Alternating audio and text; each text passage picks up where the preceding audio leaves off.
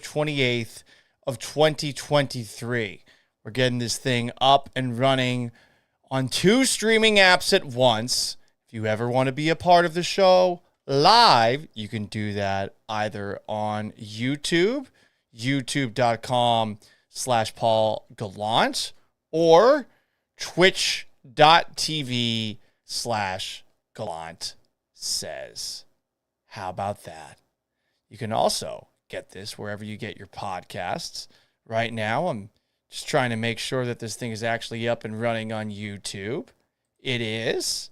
Now I'm going to change the cover video so that we can get some more people in here, tricking them into not seeing my ugly mug, my Patriots hat, which may drive some people to believe that I am an asshole, if not a alt-right, make America great again Trumper. Which I am not. I am nothing. Because nothing matters. Am I right, everybody? Anyway. Hello. And welcome aboard the Gallant Says podcast on Thursday, September 28th.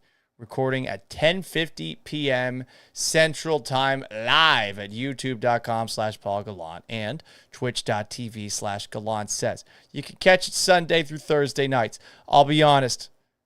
Came back from a long trip this weekend, and I've had some condo issues over the course of the past week.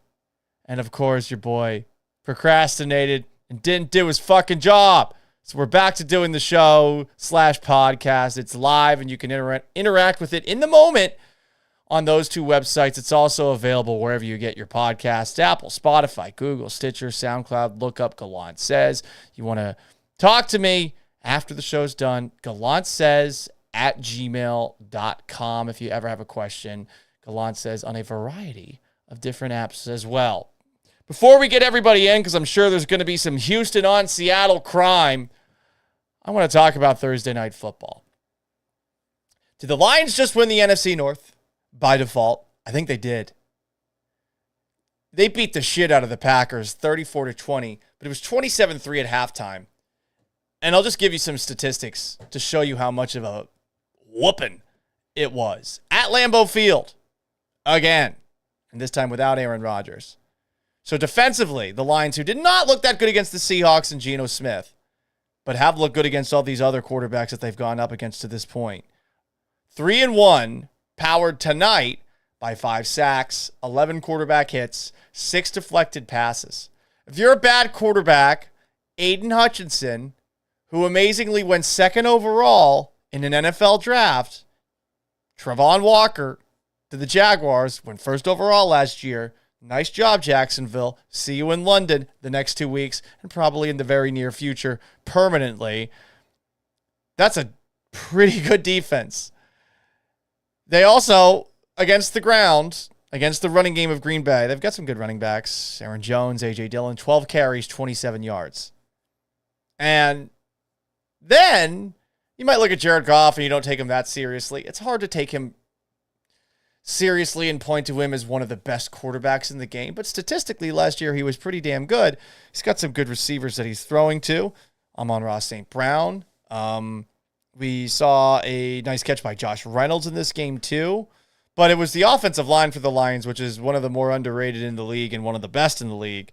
43 carries for 211 yards and 3 touchdowns by Detroit. I did not think that I would see David Montgomery after the Lions drafted Jahmyr Gibbs in the first round get 32 carries in a game, but he did. 3.9 yards a carry, 132 yards and 3 scores. So the Lions, at least on paper to where we're at this point in the year, have already played 2 of the toughest games they're going to play on this year's schedule. They beat the Chiefs in week 1, 21-20, in a flukish game that involved a lot of Chiefs wide receiver drops. And they, of course, just beat the Packers. If you want to argue the Packers have a pulse. But they also played the Seattle Seahawks and they lost in a shootout.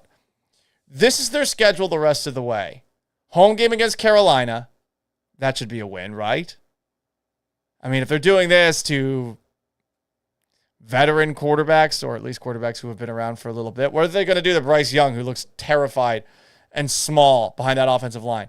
At Tampa Bay and Baker Mayfield, another quarterback who looked exposed by the Philadelphia Eagles defense on Monday.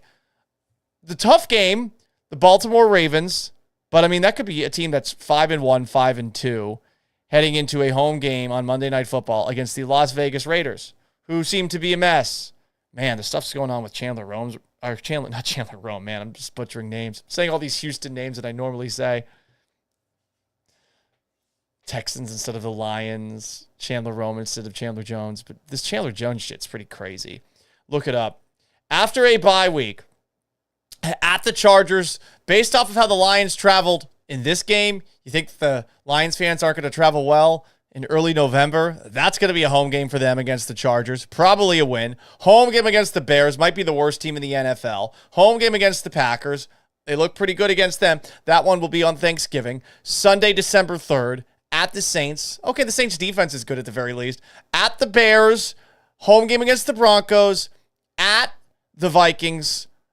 Week 17 at Dallas, they wrap up the year with the Vikings. The rest of the way, on paper, it's just the Ravens and the Cowboys as teams that I see they could possibly lose to. So what do we do with this information, huh? Should we go take a look on the fly at win totals in the NFL? Should we perhaps put a wager on the Detroit Lions to go over when it comes to the amount of games that they win this year? I would certainly think about it.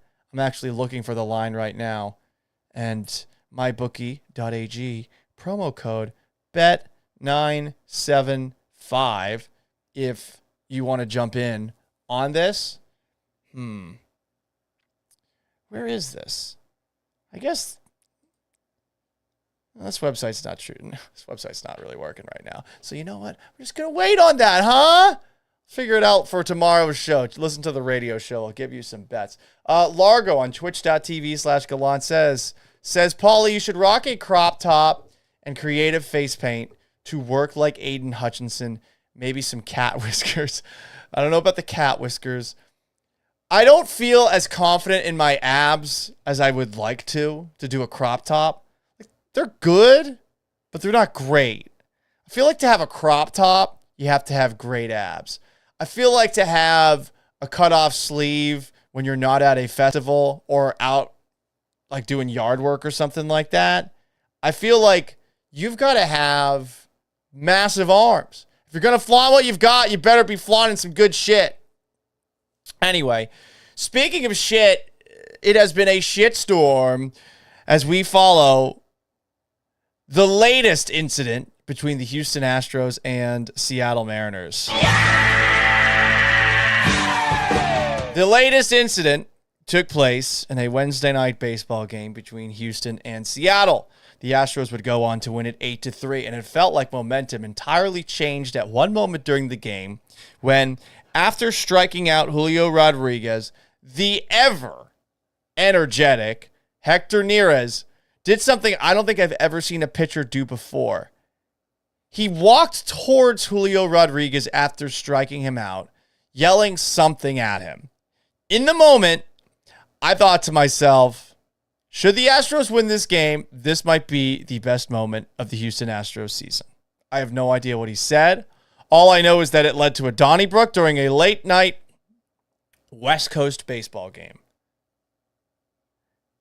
And it also seemed to jumpstart the Houston Astros and to help them get a win against a Seattle team that's done very well against them this year. So, with all of that said about the moment, if you just look at it from that prism and no one hears a word afterwards, we're probably moving on.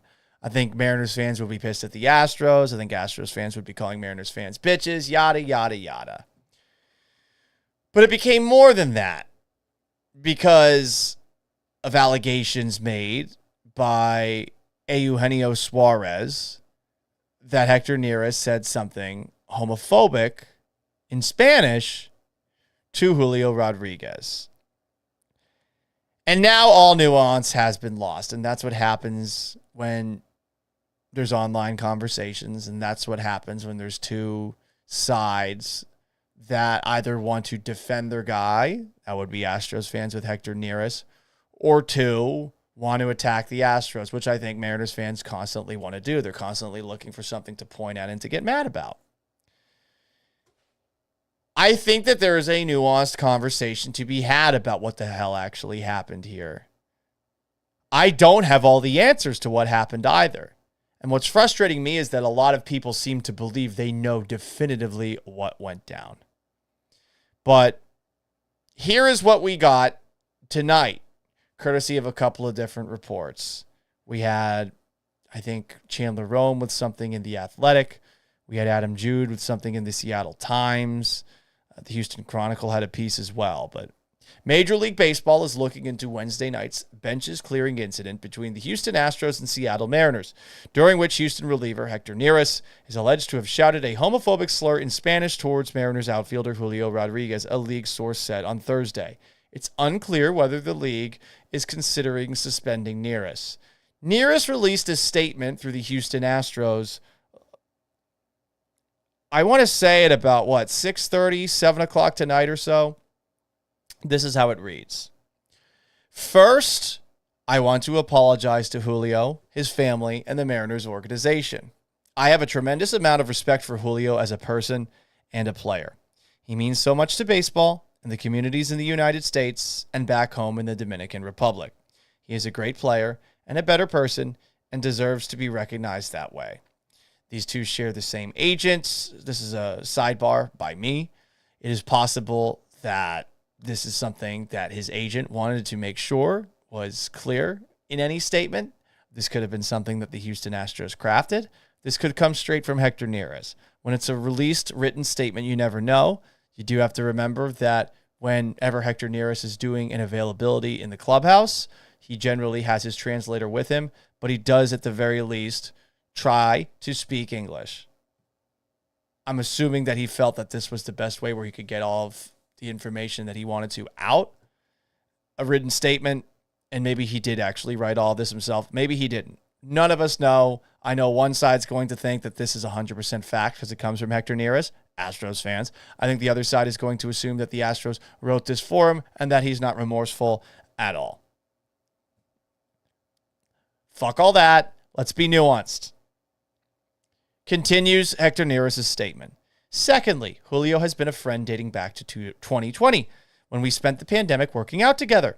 We have had a friendly competition when one beats the other on the field, something that is customary in the Dominican Republic, and especially among friends. My intent in going towards Julio was to get his attention as part of the friendly, ongoing banter that we have had over the years. So, as a neutral observer,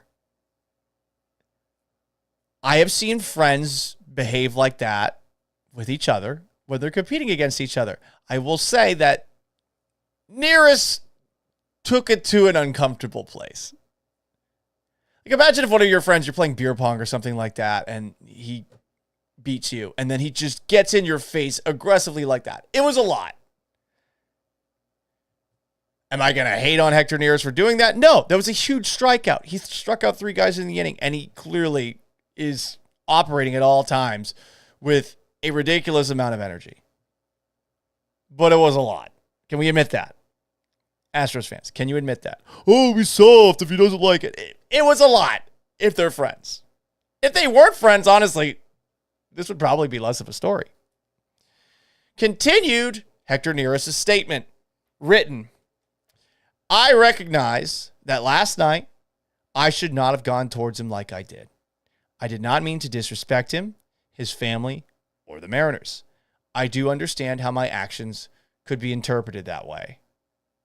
Yeah. I actually think that's a good apology. But this is where things get a little tricky because we're not 100% sure what went down. We have an allegation that a homophobic slur was hurled by Neris at Rodriguez, not physically, through his mouth, obviously. Here's how he wraps up the statement. Last, there were reports that I used a homophobic slur. which are simply incorrect. That did not happen, and any suggestion to the contrary is wrong. My mother raised me to love and respect people for who they are, and that is how I live my life. So, a lot of Astros fans have retweeted this, have been saying Adam Jude, who heard from Eugenio Suarez and heard from other people, I believe people close to Julio Rodriguez, that this had been thrown there. He is reporting what he was told. He does not need to apologize to Hector Neris because Hector Neris wrote a written statement. If we could all get away with having everyone believe our side of a story with a written statement, we would all deliver written statements all the time. Honestly, for white fucking lies. Oh, I can't come into work today. Here's a written statement. We would all do it. No? Am I wrong there? So I don't think an apology is owed. I also don't think that this statement means Hector Neris is innocent. You can choose to believe him or you can choose to not believe him. And here's how it's split. I don't think I don't think Mariners fans believe him. I think Astros fans do believe him. Some comments here before we take a look at the Seattle Times report. Stan Taco. Oh, Neris? Dog. Clearly has that dog in him.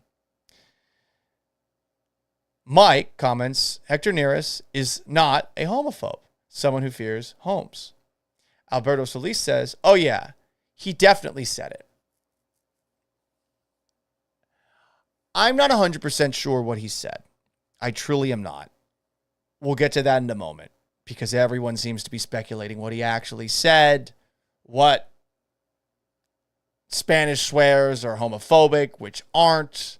It's tricky. Let's go to the Seattle Times report from Adam Jude. Mariners third baseman Eugenio Suarez in the on-deck circle at T-Mobile Park when the incident occurred told the Seattle Times he heard Hector Neris use the slur during an unusual sequence. Neris struck out Rodriguez, then demonstrably walked towards Rodriguez near home plate and shouted at him in Spanish. The 22-year-old Rodriguez, speaking publicly about the incident for the first time Thursday afternoon, said he did not want to disclose the nature of Neris' comments. Privately, multiple sources close to Rodriguez said the Mariners' star center fielder has confirmed Suarez's account, but Rodriguez is not speaking publicly on it, and Suarez is also not speaking publicly on it after the fact. So this is where it gets tricky as well. Okay, so you have Julio Rodriguez saying he doesn't want to say what Neris said, but people close to Rodriguez are saying that it happened. And then on top of that, you have this continued report about how Julio Rodriguez is handling this. Rodriguez said Neris had reached out to him directly, but he does not plan to respond. He said he was confused more than anything by the incident, saying, I get the part when you can celebrate and be excited and all that. But just to come down and get in my face like that, that's something I'm not going to take. Not just from him, somebody that I thought was my friend. Not just from him, but from anybody. He also clarified that they had spent time together after the home run that Rodriguez hit off of Neris in June of last year, which some people think was the reason that Neris went nuclear like that. But the reality is they're supposedly friends. They at the very least share an agent along with Framber Valdez. So this doesn't mean Neris is guilty, but you definitely can wonder why Rodriguez, who is somebody that I've interacted with and I think is a high character guy, very obviously limited interactions that we've had. I don't think that Julio would have a hard time forgiving if something pretty extreme wasn't said. Again, that does not mean Neris is guilty. here's where we're at, and here's where baseball is going to find itself as it conducts this investigation. You can choose to believe Suarez or speculate based off of Rodriguez's non-answer there, but the source is close to Rodriguez saying that what Suarez said was true, and Suarez not going on record with it. Neither were willing to go on record when pressed. And if they had, this shit would be clear-cut and fucking dry. Sadly, it's not, and this is how we find ourselves in a Hector Neris said nothing, Julio Rodriguez and the Mariners are pussies, versus the Astros are a bunch of cheating assholes and scumbag douchebags. Right? Isn't that what this is between these two sides? As I wear my neutral hat as someone who used to cover both the Mariners and now covers the Astros again. Alberto Solis comments on youtube.com/Paul Gallant. Mariners fans are acting like they're so innocent. Yeah, juxtapositioned with Altuve getting hit and the cheers at T-Mobile Park, it's weird to claim the moral high ground here. And I think that you have to realize that these two cities have very different cultures. Houston, for example, is a majority Hispanic. I think the percentage is 44.5% of people identify as some version of Hispanic. And that the Spanish language, especially when it comes to words that can be interpreted in English in multiple ways, it's tricky. And it's also a culture where homophobia is not frowned upon as much as it is in the United States of America these days, and especially in a place like Seattle. So it's almost the clash of two cultures here, too, that are turning this into something that's even bigger than it probably actually is, which is, honestly, I think just a giant question mark. Because people are so sure about what was said based off of fucking reading lips. That's what I'm having a tough time with. How could you be so confident that you know what was being said there? And I talked about some of the things on the air on my radio show today that was supposedly being said. But, I mean, this is how ridiculous the speculation has gotten. Jose de Jesus Ortiz, who covers baseball, I believe he's in St. Louis now, used to cover the Astros here in Houston, said, I'm spending way too much time on the Neris Rodriguez situation, but I just checked with the Dominican, who is one of the most respected players in baseball history. He works for a National League team, so I cannot quote him. Well, it seems rather specific. But he answered my very stupid question about gay slurs. What gay slurs do Dominicans use? I asked. He gave 2 words. De Jesus Ortiz asked him about another word, and that person said, no, Mexicans use that. De Jesus Ortiz finishes up by saying, I'm not saying Neris' actions were kosher, but I bet Suarez misheard him when he said the word cono, which isn't a slur in the Dominican Republic. I have a friend who is Dominican, and he made it seem like this word had a bunch of different meanings. When I was in college, I had a bunch of friends from Puerto Rico. They would say words that you might hear when Mexico does a goal kick in soccer, and that word has different meanings. It can mean, I believe, male prostitute. It can mean bitch. It can mean a bunch of different things. And it's not that dissimilar from the English language, for example. There was a South Park episode about the F-bomb, the other F-bomb. I can say fuck. I do not feel comfortable saying the other F-bomb. But it talks about how the meaning of that word changed over time. It used to mean a bundle of blazing sticks. In England, you'll hear people say routinely, hey, I'm about to bum a other F-bomb for cigarette. And this episode of South Park decided, the other F-bomb isn't something that's meant to be derogatory to gay people and gay culture necessarily. Can be, that's for sure. If somebody hears it, they don't like it, they could be upset about it. But it is intended to call someone an asshole, in my honest opinion, for the most part. Because I remember, and I think a lot of people remember, if they're being honest with themselves, that word was thrown around recklessly growing up. I still know some people who throw it around. It's not a word that you should say in 2023 if you don't want to get in trouble. Tread lightly when you say it. And you don't want to be dicks to people who actually might be gay, who hear the word and actually do get pissed off about it. But I do think at the same time that the meaning of that word much as it varies in English, also can vary in a couple of other languages. This is not a defense of Hector Neris. I'm just saying that it perhaps was not his intent to yell a homophobic, like in a homophobic manner, demean Julio Rodriguez. Now, we know all the people around that were able to lip read. Okay, they could be offended. And I know there's a lot of people in Seattle who seem to be looking for things to get mad about with the Astros or just mad about when it comes to stuff like this. And you know what? If that's your cup of tea, fine. I mean, I see people that get pissed off at Dusty Baker's lineups every fucking day. But I do think different words have different meanings, and I honestly feel like this story is a sign that we all need to take a break from the internet. Some more comments. YouTube.com/Paul Gallant. Mike comments, Julio is 21. He will learn to see himself in others, and he will speak to Neris again when he is mature enough. But that's kind of demeaning to Julio Rodriguez. If one of your friends did that to you, would you be annoyed with them for a little bit? Maybe you need a little break. I don't think it means that Julio isn't mature. What Hector did was kind of crazy. I loved it without knowing what was being said, but it was kind of crazy. How often does a fucking pitcher approach the batter that he just struck out? A batter that could probably kick his ass. Julio's a big dude. Alberto Solis says the fans are the ones blowing this way out of proportion, not the players.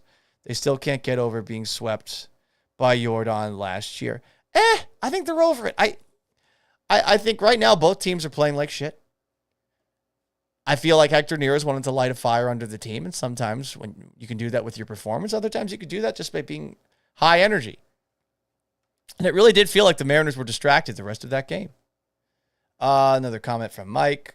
Mariners hurt Altuve equals I commit plane flying into Space Needle. Jesus Christ, Mike, calm the fuck down.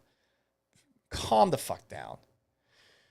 Stan Taco calls them the Seattle Mariners, blah, blah, blah, blah. Mike continues saying, as far as the being annoyed, I would be annoyed. I would not stay resentful forever, however, especially when the offender wants to make amends.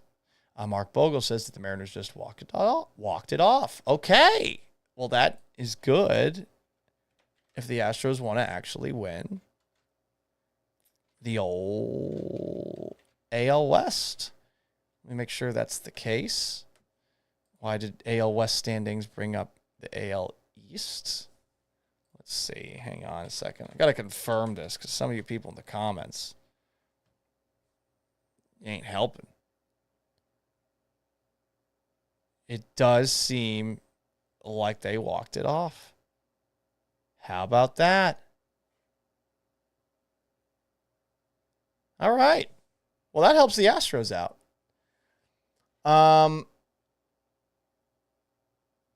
Waka Flocka Bucks, twitch.tv/Gallant says, Neris is the OG, but young J-Rod showed him up on the home run last year. But Julio said that was a thing of the past. Now, maybe Hector still had it in the back of his head. But no, it just seems like these guys, at least until last night, like to get on each other's case when they do some damage. Waka Flocka Bucks says, J-Rod showed up near us. Wait, I just read that. Didn't I? Yeah, J-Rod showed up near us on that home run and talked crazy earlier this year. Well, there also was that incident where Framber was losing his shit, and it was both Julio Rodriguez and Hector Neris who were out with him in the middle of the infield. I don't think that this incident was necessarily brought upon by Julio Rodriguez. I think Hector was really excited and just lost his shit for a second. David Patino, first time rooting for the Mariners, and I'm not Paul's secret Mariners fan friend. You would like him. You would like him. He was the first person to think, like, this Run DMC shit, what the fuck are we doing here? Bogle says it was a Crawford 2 RBI single to walk it off. So that means that, let me take a look at the AOS standings. I don't know if they update them this quickly, but if I'm not mistaken, and we're doing this live, as you can obviously tell. Sorry, podcast people. I'm sure this sounds just abso-fucking-lutely wonderful. But that means that the Astros are, I believe that would bring them 2 games back at Texas. And it would mean Seattle is 3 games back of Texas and 1 game back of the Astros. All right. Well, it's good to see Seattle still has a pulse after last night. It did feel like one of those games where things could potentially get out of hand. It would be really awesome if I ended up being right about the Rangers being dead. That is looking like it is going to be tagged on freezing cold takes any moment now. Any fucking moment. Mike says that we need to sweep the East California Diamondbacks for the division. I wonder about the Diamondbacks. I do tend to take the National League less seriously than I probably should, but the Diamondbacks do have a good record this year. Anyway, guys, that is going to wrap up this edition of the Gallant Says podcast. I appreciate you for tuning in. If you want it in audio form, we do have a podcast on Apple Podcasts, Google Podcasts, Spotify, Stitcher, and SoundCloud. You can also check this out. Generally, weeknights, if we're on a Monday or a Thursday or a Sunday after the football game is done. Tuesdays and Wednesdays, still trying to figure it out. Maybe next week will be the first week where we actually do a show 5 times. Anyway, I appreciate your support. If you haven't already, subscribe, rate, and review wherever you can. So long, farewell, have yourselves a